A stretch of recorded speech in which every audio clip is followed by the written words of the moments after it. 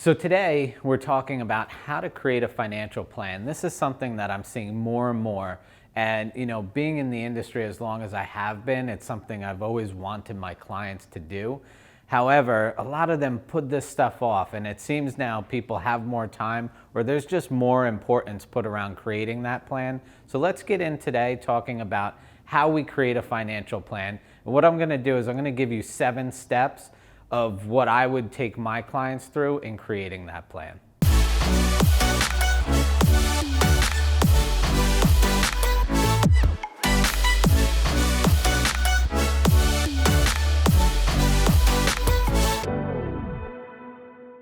So when we're talking about financial planning, the first place I want to start is with the end, right? What do we want this to look like? What is this plan for? How are we going to get there? And the only way we can know where we're going is to put together this map, right? So I want to know, what are your goals and objectives first and foremost. So if you're looking at step number 1, start writing that out. What are your goals? What are the objectives? What are we putting this plan together for so that we can maximize the impact for you? Once we know where you want to get to, we have to get real. We have to sit down, and step number 2, we have to create an assessment of where you are today. Right? What kind of income do you have coming in? What's going out the door? Is it flying out? There's all sorts of, money is being paid here, there, and everywhere. Let's get an assessment. What's coming in and what's going out? Because that is going to help us with step number 3, which is the least favorite thing that people want to do, right? This is create a budget. Right? I know I'm not telling you that you have to live on a budget, but if you're trying to get somewhere, you really need to think about, where is all your money going, and are you spending it in the most efficient places?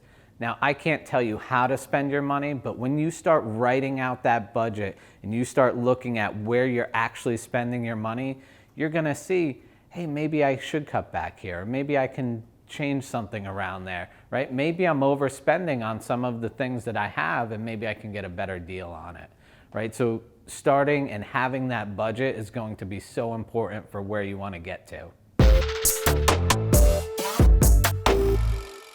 Hey, what's up, everybody? It's Rob Gill with the Money Minute.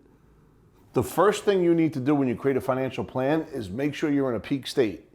Make sure that you're on your toes and you're alert, because people don't want to talk about money. It's so boring. It has a charge. There's emotional attachments. You think of your parents and your grandparents. So it's real important to know that, hey, let me put that to the side. Then, if I'm going to create a financial plan, I need to interview financial planners.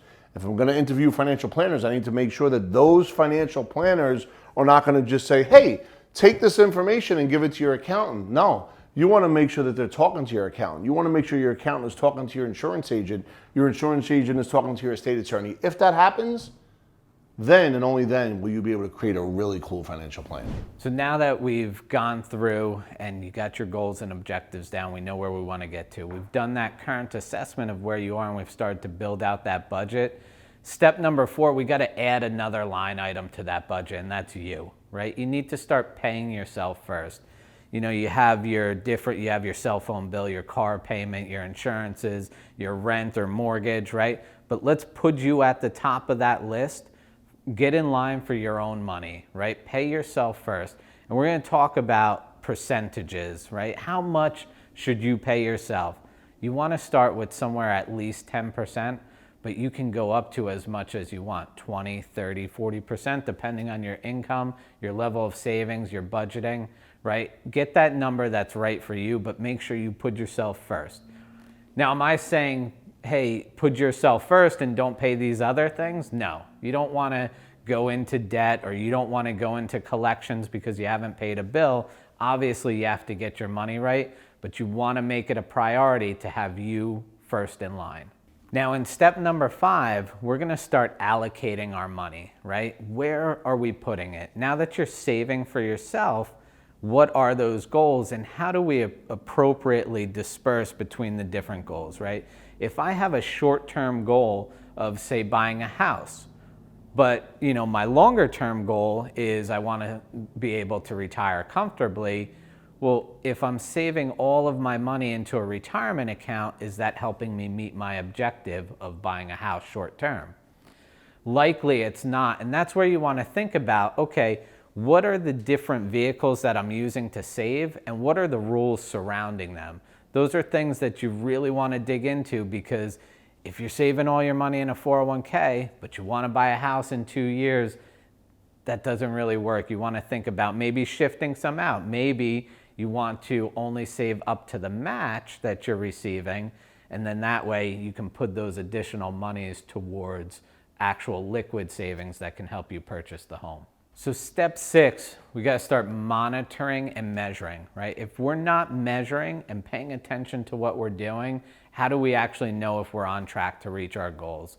When you start to measure and look at, hey, am I doing the right things? Are my accounts building up in the direction I want them to go to? Are my investments performing the way I need them to perform to reach my retirement goals? Once we start looking at that on a constant, consistent basis, we begin to get the power that, hey, you know what? I'm on track. I'm doing all right, you know, and that starts to create more momentum, and it gives us more of a good feeling that you are doing the right things, and you start to have some clarity that you will be able to reach your goals. So I hope so far that you're liking this video. Our subscribers are getting content like this every single day. But let's get into the last and final step, and that's step number 7. So on step number 7, because we're monitoring and we're measuring, now we need to make sure, well, yes, I might be on track, but I might not be on track, right? And if I'm not on track, what do I have to do? I have to start making adjustments to my plan. Do I want to change my goal? Probably not. I want to change somewhere in my overall financial plan, ways that I'm allocating or putting my money into these different buckets so that I can reach the goals that I want.